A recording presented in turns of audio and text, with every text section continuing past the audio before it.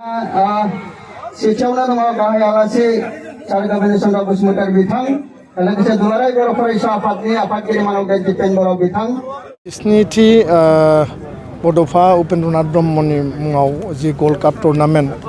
दिनै उदालगुरिनि नैबे नलबारि माने गेवलां गेलेग्रा फोथाराव लानाय जादों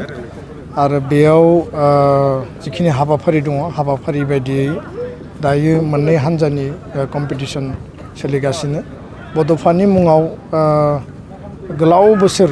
नैबे जि टुर्नामेन्ट बे टुर्नामेन्टखौ खुंबोदों खारन बड'फाया बर' हारिनि बिफा, बड'फाया जोंनि स्वाभिमान, बड'फाया जोंनि सिनायथि आरो बे मोनसे गोग्लैसोनाय हारिनि संग्रामनि मोनसे प्रतीक आरो बिथाङा जि गेरेमसा बर' माहारि दानायनि जि सिमां लानानै आलादा रायजो बड'लेण्डनि थाखाय जि सोमावसारदोंमोन बिथांनि जिखिनि आदर्श आरो बिथांनि जिखिनि प्रिन्सिपाल आइडिय'लजि बे लामाजोंनो जों दिनै दुलाराय बर' फरायसा आफादा दुलाराय बर' माहारिया लामा हान्थिगासिनो दङ। बिथाङा जि माइल खुन्थियाखौ गायनानै गालांदों बे माइल खुन्थियाखौ मोनहैनो थाखाय जों बयबो गोसो गोथारै आरो गोब्राब खामानि मावदों। बर' हारिखौ रांखान्थि, थुनलाइ, राव, सोलोंथाइ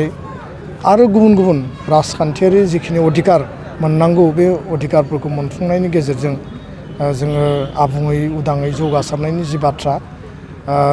गेलेनाय बिथिङाव 2020 मायथाइनि 27 जानुवारियाव जानाय सुक्तिनि गेजेरजों जोङो नेशनेल स्टेडियाम मोननो हादों, नेशनेल स्पर्ट्स इउनिभार्सिटि मोननो हादों, साइ जि स्पर्ट्स अथ'रिटि अफ इन्डियानि इनस्टिटिउट जों मोननो हादों आरो बिनि गेजेरजों जोंनि ओनसोलनि जायफोर माने जेनियास गोनां स्किल आरो टेलेन्टेड इयुथ्सफोर दङ बे फुटबलानो जा भलिबलानो जा बा नोङो दिनै बक्साराव इन्टारनेशनेल लेभेलाव जोंनिफ्राय प्लेयार दङ, आर्सार दङ जों दा इन्टारनेशनेल लेभेल प्लेयार। दा बिथांमोननि जि सिमां बे सिमांखौ जों जाफुंनो हागोन आरो नैबे गेलेनायनि गेजेरजों बड'फानि मावलांनाय हाबाफारि बिथांनि बर' हारियाव होलांनाय बिहोमा बे जाहाथे अराय गोजोर जायो आरो बड'फानि जिउ आत्माया सोरगोआव आलो गोजोनै थायो। दिनैनि बे गेलेनाय हाबाफारिनि बेखेवनायजों लोगोसे आं आनान गसाइनाव आर'ज गाबदों आरो मिजिं थिदों जे इयुननि समाव गोबां माखासे हाबाफारिनि गेजेरजों बड'फानि जिखिनि आद्रा थालांनाय जि सिमां बेखौ जोङो मोगथाङाव जाफुंहोनो हागोन आरो नैबे गेलेनायनि गेजेरजों उदालगुरि आरो बड'लेण्ड आरो आसाम भारतआव गोजोन खौसेथि आरो अनलायनाय गोरोबलायनाय बे अराय माने बेयाव जायगा मोनगोन आं बेखौ मिजिंथिबाय। मोजाङै मोजां इउएन ब्रह्म गल्ड काप बे टुर्नामेन्ट बे जाफुंसारनायखौ आं मिजिंथिबाय आरो फैबाय थानाय समाव बिनि गोजौ माननि जि गेलेनाय बे गेलेनायखौ जोङो जाहाथे लाबोनो हायो बेनि थाखाय बयबो हाबा मावनांगोन। गोजोन्थों। नंगौ ओरैनो बोसोरनि बायदि देग्लाय जोङो जोंनि बे अल इन्डिया बड'फा Upendranath Brahma gold cup football टुर्नामेन्टखौ दिनै जागायजेननो हाबाय। थांनाय बोसोराव जों बेखौ गेलेहोनो हायाखिसै कभिड-19नि थाखाय। बेनो देग्लाय जोङो गोजोननाय मोन्दों। दुलाराय बर' फरायसा आफाद उदालगुरि जिल्ला कमिटि बिथांमोनाबो जोंखौ हेफाजाब होनो थाखाय आवगायबोदों आरो बेखायनो देग्लाय जोङो एसे गाजा गोमजायै जोङो बेखौ खुंनो लाहार फाहार खालामबाय आरो नोंथांमोना दिनै नुदों दिनै जों जागायजेनबाय बे टुर्नामेन्टआव बे 27 बोसोराव भारतबर्षनि गुबुन गुबुन रायजोनिफ्राय मोजां मोजां टीम इतिमধ্যে बे टुर्नामेन्टआव बाहागो लाखांबाय आरो देग्लायबो जोङो आसाम पुलिस,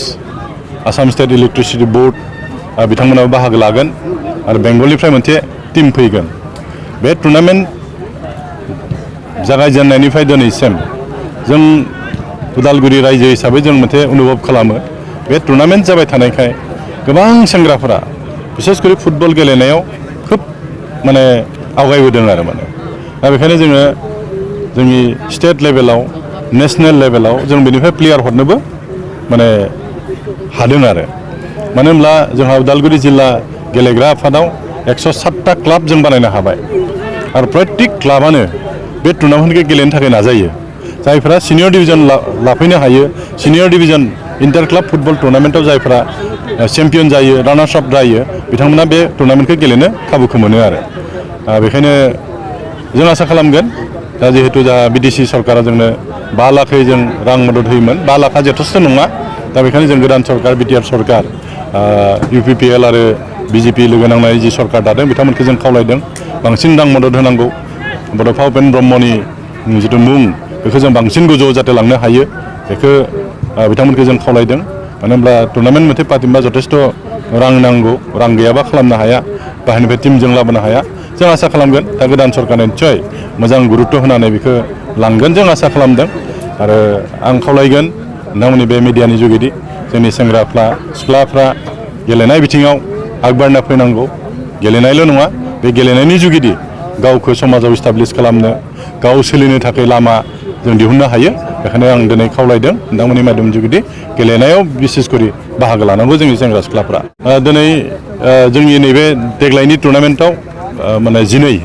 12 टिमा बाहागो लागोन आं दहायनो बुंखाबाय जे आसाम पुलिस बेयाव फैगोन आसाम स्टेट इलेक्ट्रिसिटि बोर्ड फैगोन आरो बेंगलनि मोनसे टिम फैगोन आरो जोंनि बिटिआर रिजननिफ्राय गसाइगावनिफ्राय क'क्राझारनिफ्राय चिरांनिफ्राय बाक्सानिफ्राय आरो जोंनि उदालगुरि जिल्लानिफ्राय मोजां टिम बेयाव बाहागो लागोन